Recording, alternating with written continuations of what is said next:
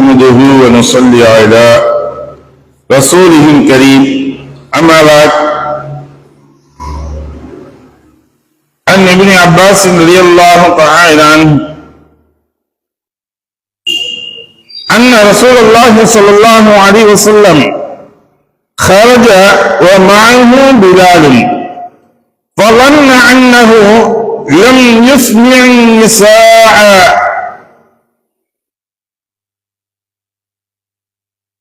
فوعظهن وامرأهن بالصدقة فجعلت المرأة تلقي القرط والخاتم إلى آخره أو قال النبي صلى الله عليه وسلم صدق رسول النبي الكريم. அருமைக்குரிய சகோதரர்களே, பெரியவர்களே, இன்று நாம் பார்க்கக்கூடிய பாடம் உபதேசங்கள் செய்யக்கூடியது என்பது பெண்கள் மத்தியிலும் நாம் அறிவுரைகளை வழங்க வேண்டும் என்பதையும், அதே சமயத்தில் ஒரு செய்திகளை பெற்றுக் கொள்வதற்கு ஆர்வம் கொள்ள வேண்டும் என்பதை பற்றியும் தான் பேசக்கூடிய பாடமாக இன்று இருக்கின்றது. இப்னு அப்பாஸ் ரலியல்லாஹு தஆலா அவர்கள் கூறியதாவது, நபி ஸல்லல்லாஹு அலைஹி வஸல்லம் அவர்கள் ஒரு நாள் உரையாற்றிய பொழுது கூட்டம் மிகுதியாக இருந்ததால் தமது உரையை பெண்களுக்கு கேட்க வைக்க முடியவில்லை என்று கருதிக் கொண்டு பிலால் ரலியல்லாஹு தஆலா அவர்களுடன் பெண்கள் பகுதிக்கு சென்றார்கள். அங்கு அவர்களுக்கு அறிவுரை கூறிவிட்டு அவர்களிடம் தர்மம் செய்யும்படி ஏவினார்கள். உடனே பெண்கள் தமது காதணிகளையும் மோதிரங்களையும் கழற்றி போட ஆரம்பித்தார்கள். அவர்கள் தமது ஆடையின் ஒரு புறத்தை விரித்து அதில் அவற்றை பெற்றுக்கொண்டு சென்றார்கள் என்பதாக சொல்லப்படுகிறது. பெண்களுக்காக வேண்டி விசேஷமாக பயான் நிகழ்ச்சிகள் வைக்கிறோம், அது செய்யலாம் அப்படின்னா அது கொடுக்கணும். ஏன் அப்படின்னா என்ன அவர்கள் ஒன்று சேர்ந்து இருந்தாலும் அவர்களுக்காக வேண்டி பிரத்யேகமாக அவர்களுக்கு நாம் செய்யக்கூடிய சமயங்களில் அவர்கள் செவிமடுத்து கேட்பதற்குரிய வாய்ப்புகள் அதிகம் இருக்கு. ஆண்களுக்குரிய பயானுக்காக வேண்டியோ அல்லது மார்க்கத்தை தெரிந்து கொள்வதற்காக வேண்டியோ நேரடியாக ஆலிம்களிடம் அவர்கள் தெரிந்து கொள்கின்றார்கள். ஜும்மாக்களுடைய உரைகள், மேலும் விசேஷமான தினங்களுக்குரியது ஃபஜ்ருடைய உரைகள், இது போன்ற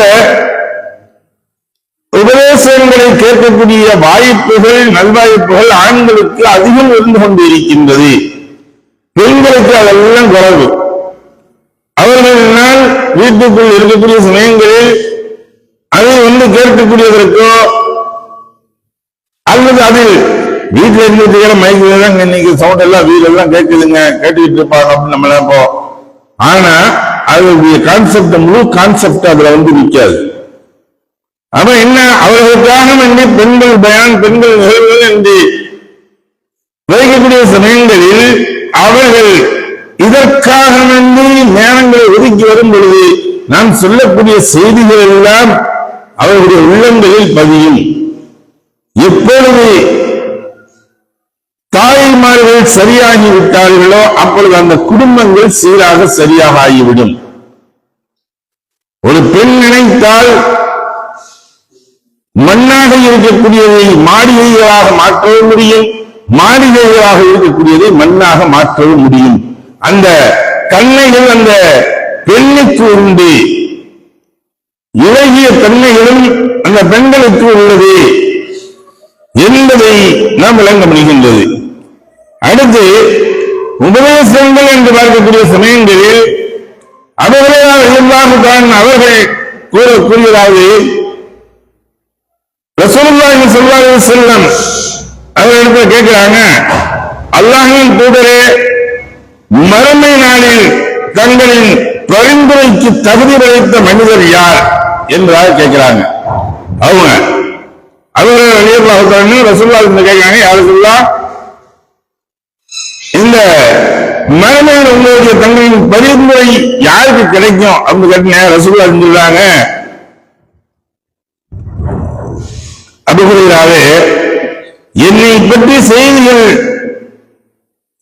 மீது உமருக்கு இருக்கக்கூடிய ஆர்வம் இருக்குது, அதிகமான ஆர்வம், வேற ஆவல் படைத்தவர்கள் நீங்கள் என்பது எனக்கு தெரியும். அதனால இந்த மாதிரி கேள்விகளை வேற யாரும் கேட்கறதுக்கு முன்னாடி நீங்க தான் கேட்பீங்கிறது எனக்கு ஓடிக்கிட்டு இருந்துச்சு மனசுல. ஆனா அதே போல நீங்க தான் கேட்பீங்க, யாரும் கேட்க மாட்டாங்க இப்படியா அந்த கேள்விகள், நீங்க தான் கேட்பீங்கன்னு அதே போல கேட்பீங்கன்னு சொல்லிட்டு ரசூலுல்லாஹ் சொல்றாங்க, மறுமை நாளில் மக்கள் அனைவரையும் என் பரிந்துரைக்கு தகுதி பெற்றவர் யாரெனில், யார் உள்ளத்தில் இருந்து தூய்மையான எண்ணத்துடன் வணங்கி வழிபடுவதின் வணக்க வழிபாடுகளை செய்கின்றானோ, இன்னும் அல்லாஹ் என்று வேறு யாரும் இல்லை என்பதை அவன் உறுதியாக இருக்கின்றானோ, வணக்க வழிபாடுகள் எல்லாம் அவனுக்காக வேண்டிய அல்லாஹுக்காக வேண்டிய செய்கின்ற என்பதை எண்ணியவர்களாக அவர்கள் நடத்தியும் சரி, சொல்லும் சரி, செயலும் சரி, இப்படி யார் இருக்கின்றார்களோ அவர்களுக்கு நாளை என்னுடைய பரிந்துரை இருக்கின்றது. அவர்களுக்கு தான் முதன்மையாக என்னுடைய பரிந்துரை தகுதி படைத்தவர்கள், என்னுடைய பரிந்துரைக்கு தகுதி படைத்த மனிதர் அவர்கள் தான் என்பதாக ரசூலுல்லாஹ் சொன்னாங்க. என்ன செய்யறோம் நம்ம இன்னைக்கு? தொழுகின்றோம். ஆனா தொழுது முடிச்ச உடனே